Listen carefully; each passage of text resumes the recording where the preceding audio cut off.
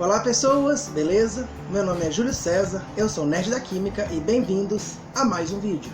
E hoje nós iremos falar sobre uma coisa bem interessante, que é como saber a força de um ácido apenas olhando para a sua fórmula química. Isso é uma regrinha bem interessante que é bem comum em alguns livros de química, especialmente para a parte que estuda química inorgânica.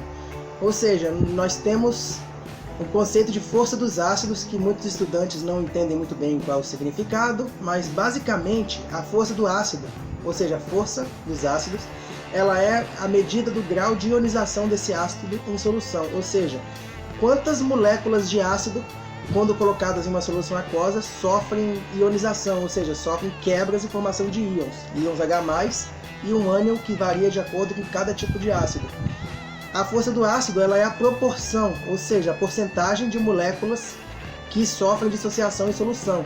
Quando nós temos mais de 50% de moléculas ionizadas em solução, nós temos um ácido considerado forte. Quando nós temos menos de 5% de ionização em solução das moléculas do ácido, esse ácido é considerado um ácido fraco. E quando nós temos um ácido que ele está entre essas duas porcentagens, ou seja, entre 5% e entre 50% de ionização, ele é considerado um ácido médio. Guarde bem, 5, 50. Esses são os parâmetros que definem um ácido forte ou um ácido fraco. Se o ácido for fraco, ele é menos de 5%, se for forte, é mais de 50%, se for médio, ele é um ácido que fica no meio, entre esses dois. Mas agora o ponto interessante é o seguinte: em vista de tantos ácidos que existem, a grande quantidade de milhares de ácidos que são conhecidos, como saber, apenas olhando por cima, só pela fórmula química, qual ácido é forte, qual é fraco, qual é médio? Porque existe uma regrinha muito simples para determinar a força dos ácidos, que pode ser meio que um macete para você verificar a força de um ácido em solução.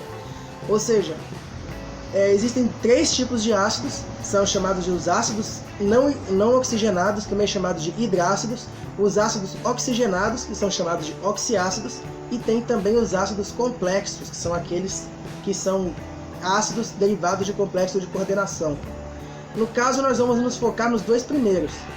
Os hidrácidos são aqueles ácidos que não contêm oxigênio, por exemplo, clorídrico, bromídrico, cianídrico, etc., sulfídrico, por aí vai. A regra para determinar a força de um hidrácido é muito simples, porque existem apenas 3 hidrácidos que são ácidos fortes. São o ácido clorídrico, bromídrico e iodídrico. E existe apenas um hidrácido que é um ácido médio, que é o fluorídrico. E todos os outros hidrácidos são ácidos fracos. Ou seja, a regra é muito simples e vamos mostrar ela aqui, escrita aqui essa regrinha. Isso é muito comum de se encontrar em livros de química por aí. E tem também a regra dos oxiácidos, ou seja, os ácidos oxigenados, que ela é um pouco mais elaborada, que consiste no seguinte: temos uma formulazinha básica que representa todos os oxiácidos, que nós estamos representando aqui, e nós temos essa pequena equaçãozinha, essa fórmula, que é a força do ácido é igual à quantidade de oxigênios menos a quantidade de hidrogênios. E se o número der 0, nós temos um ácido fraco. Se der 1, nós temos um ácido médio. Se der 2, nós temos um ácido forte. E se der 3 ou mais, nós temos um ácido muito forte ou um superácido. A única exceção a essa regra é o ácido carbônico, que pela regra ele daria 1 a subtração, mas em vez de ser um ácido médio, ele é um ácido fraco. Então, para ácidos com estruturas mais simples, essa regra funciona muito bem. Ela pode ser uma ferramenta didática bem interessante para as pessoas poderem ver sem muita complicação qual é a força de um ácido, mas como ela é uma regra macete, ela não é uma regra perfeita, porque ela tem várias discrepâncias. Por exemplo, ácidos que têm uma composição mais complicada, mais complexa, geralmente passam longe dessa forma idealizada da regra. Por exemplo, nós temos alguns ácidos que, se você olhar a estrutura molecular, você pode se enganar seguindo essa regra. Por exemplo, nós temos os ácidos fosforoso, H3PO3, hipofosforoso, H3PO2, e nós temos o ácido acético, que é H4CO2O2. Quando nós pegamos esses ácidos e tentamos aplicar as regras, vamos pegar o fosforoso, por exemplo, nós temos H3PO3, a quantidade de oxigênios menos a de hidrogênios dá zero, portanto, devia ser um ácido fraco. Porém, estudos comprovam, ou seja, aqui na parte experimental, esse ácido ele é considerado um ácido médio. Mas ele não é uma exceção a essa regra do ácido carbônico, porque aqui nós temos uma coisa que passou despercebida na definição dessa regrinha, que é o seguinte: hidrogênios ionizáveis ou não ionizáveis. Por exemplo, na regra, os hidrogênios apresentados nessa regra geral são só os hidrogênios ionizáveis da molécula, ou seja, os hidrogênios ionizáveis são aqueles hidrogênios do oxiácido, que estão ligados a átomos de oxigênio e não diretamente ao elemento central. Pegando um desenho da estrutura molecular do ácido fosforoso, nós podemos ver que ele tem 2 hidrogênios ionizáveis e um desses hidrogênios não é ionizável, porque ele está ligado diretamente ao átomo de fósforo. Portanto, nessa regra só vão contar 2 hidrogênios, o terceiro está ligado ao fósforo e não é classificado. Ou seja, se você pegar a fórmula mais precisa para o ácido fosforoso, seria H2PHO3, ou seja, separando esse terceiro hidrogênio. Então, temos 3 menos 2 igual a 1, ácido médio, corrigido. Mas tem alguns casos que a regra parece passar bem longe, por exemplo, H3PO2, o ácido hipofosforoso. Temos mais hidrogênios do que oxigênios. O resultado da subtração não dá 0, dá menos 1. E não existe uma classificação para o número menos 1 nessa fórmula. Isso aí é outra coisa. O ácido fosforoso também, hipofosforoso, ele também tem 2 hidrogênios não ionizáveis, como vocês podem ver nessa estrutura. Ele tem apenas um hidrogênio ionizável.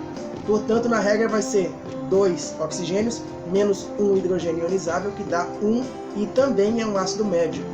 E no caso do ácido acético, olhando bem, nós temos 4 hidrogênios, 2 oxigênios, então fazendo a subtração o resultado dá menos 2, ou seja, também não classifica, assim como o ácido hipofosforoso.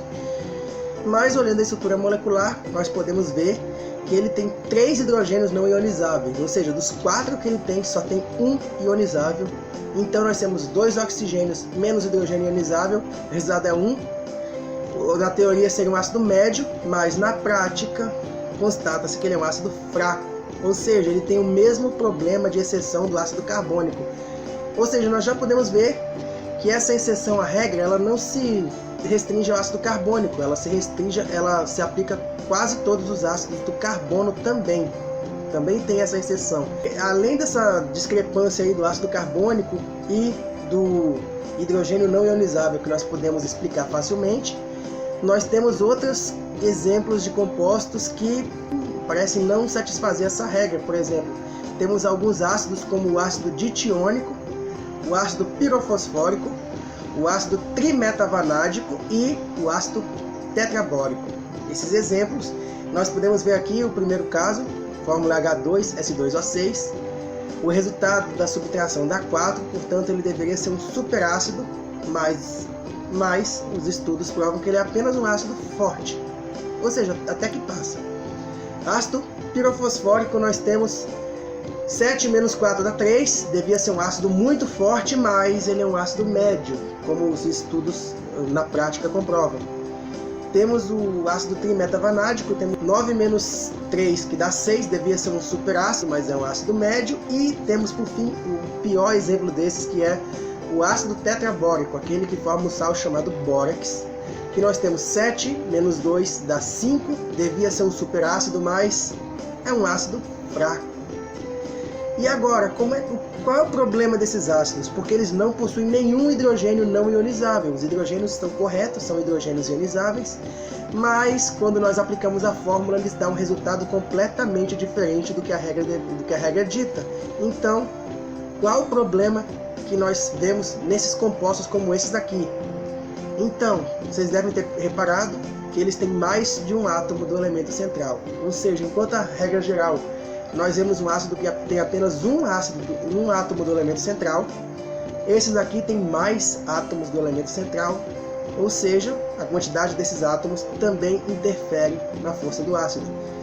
Então, por essas discrepâncias, para fazer uma regra mais abrangente, depois de estudar por algum tempo, ver alguns exemplos, como que é testado na prática, eu consegui elaborar uma regrinha desses macetes mais abrangente e mais confiável para classificar os ácidos em forte, médio ou fraco, apenas olhando para a fórmula química dos ácidos.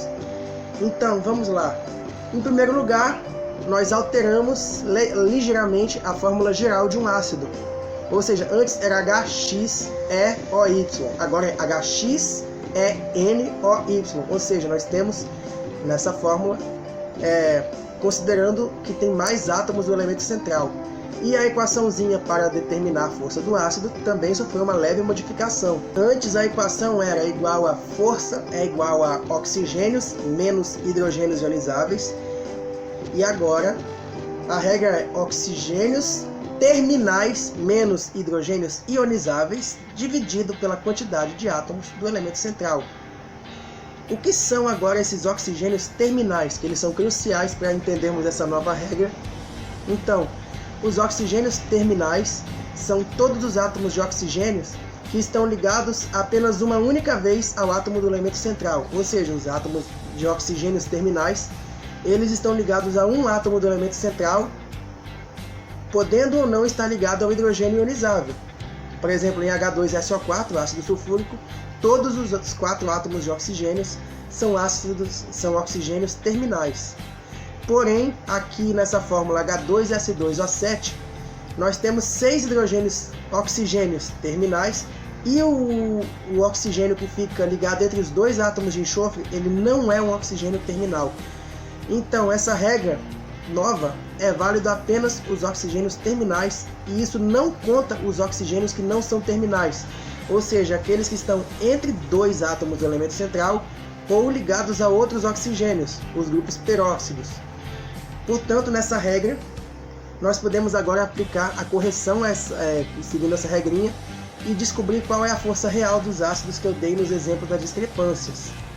E agora, uma coisa bem interessante envolvendo essa regra, para deixar ela mais fácil de ser aplicada, é o seguinte: qualquer átomo ligado ao elemento central que não for um oxigênio terminal, ele pode ser considerado na fórmula como se fosse, entre aspas, uma parte do elemento central. Por exemplo, no caso do ácido fosforoso, nós temos ali um hidrogênio não ionizável.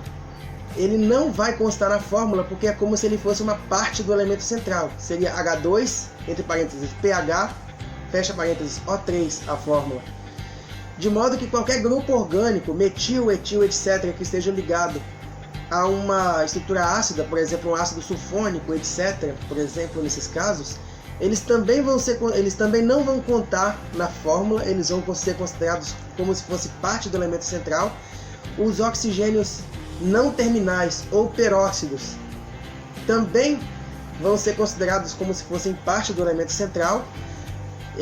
Então nós temos essa regra que é o seguinte: qualquer átomo diferente de hidrogênio ionizável ou oxigênio terminal, ele vai ser considerado como se fosse parte do elemento central e não vai afetar a força do ácido praticamente. E isso é uma regrinha aí. E nós temos o seguinte: a única exceção a essa regra é o flúor. Quando nós temos um átomo de flúor ligado ao elemento central, excepcionalmente por ele ser muito eletronegativo, ele vai contar como se fosse um oxigênio. Ou seja, se você tiver um ácido oxigenado que contém flúor, o átomo de flúor ele vai contar na fórmula como se fosse um oxigênio. Vamos pegar o exemplo do ácido flúor sulfúrico, HSO3F. Ele é um superácido porque quando nós formos fazer aquela regrinha, nós temos os 3 oxigênios e o flúor, ou seja, dá 4, menos 1 hidrogênio é igual a 3, ou seja, ele dá aqui um superácido nessa estrutura. O átomo de flúor ele vai contar como se fosse oxigênio. Então, qualquer outro átomo ligado ao elemento central que não for um oxigênio terminal vai contar como se fosse parte do elemento central. E agora, para encerrar esse vídeo, eu estou deixando aqui um link na descrição onde vocês poderão acompanhar melhor sobre essas regrinhas de determinar a força do ácido, tanto a regrinha vigente que tem nos livros, como essa adaptada que eu desenvolvi está aqui no link que eu coloquei na descrição do vídeo. E para finalizar, eu quero apresentar a vocês este livro chamado Show de Química, aprendendo química de uma forma lúdica e experimental. Neste livro vocês poderão ver mais de 160 experiências químicas incríveis, que são do projeto Show de Química, que é talvez o melhor projeto de divulgação de química do país. Este é o livro de experiências mais completo do Brasil. E também, associado a ele, nós temos o site chamado www.showdequimica.com.br e temos também a loja virtual onde vocês podem adquirir esse livro chamado educainovaciência.com. E nesse site da loja virtual vocês podem adquirir este livro e também podem comprar um incrível kit Show de Química que possui mais de 100 reagentes e vários equipamentos. É o kit mais completo do país também. E além disso, vocês também podem conseguir reagentes fracionados caso queiram comprar alguns reagentes para fazer experiências em casa. E eles são muito baratos e muito acessíveis, ou seja, vocês podem comprar pela internet. Então também peço para vocês se inscreverem no meu canal, acessarem o meu site que se chama O Nerd da Química. Minha página no Facebook tem o mesmo nome do site. E muito obrigado por tudo e valeu!